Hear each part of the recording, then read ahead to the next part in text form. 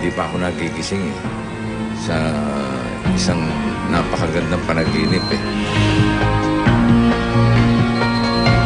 Sa kabila ng pagiging record breaker at mega blockbuster ng My Little Bossings, hindi pa rin ito tinatantanan ng kontrobersya.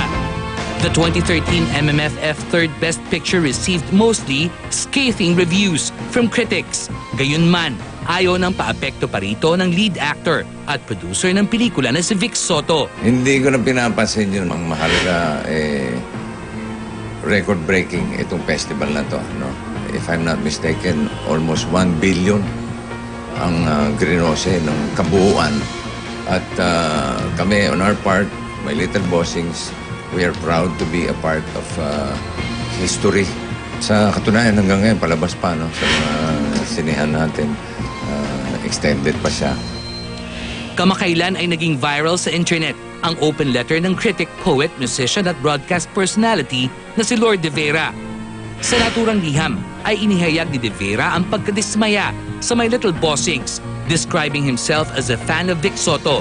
Pinakiusapan nito si Bossing na gumawa naman daw sana ng makabuluhang pelikula na magsisilbing legacy nito sa industriya. Sana lang nga nabasa ko kung ano man yung open letter na yun. Mas maganda siguro kung diniretso siya sa akin. I'm open to all criticisms, lalo na kung constructive. Ito yung tinatawag natin demokrasya eh. I respect ang nire-respeto ko opinion ng kung sino man. Ganun din ang pagrespeto ko sa milyong-milyong nanood at nasiyahan at natuwa sa aming pelikula. Dahil sa tagumpay ng pelikula, masayang-masaya si Bossing para kay Riza May Dizon na anya'y matupad ang pangarap na magkaroon ng bagong bahay. Saan yung lugar, malapit sa kanila, malapit sa hindi naman kalayuan sa trabaho, accessible sa eskwela. Bago matapos itong buwan na to, makakalipat na si Riza.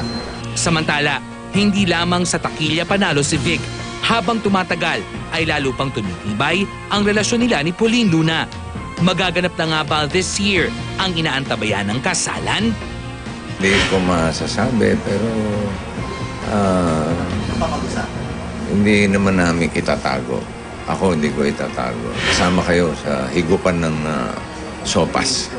Mainit na sabaw. Yung kung pangunahan ng mga bagay-bagay. But like what I said, right now, we are very happy with where we are in our relationship. And we're very open to each other. Kung ano man yung gusto niya, gusto ko nasasabi namin sa isa't isa. So kung ano man yung mga dapat mangyari, ihayaan na lang natin muna mangyari bago natin pag-usapan.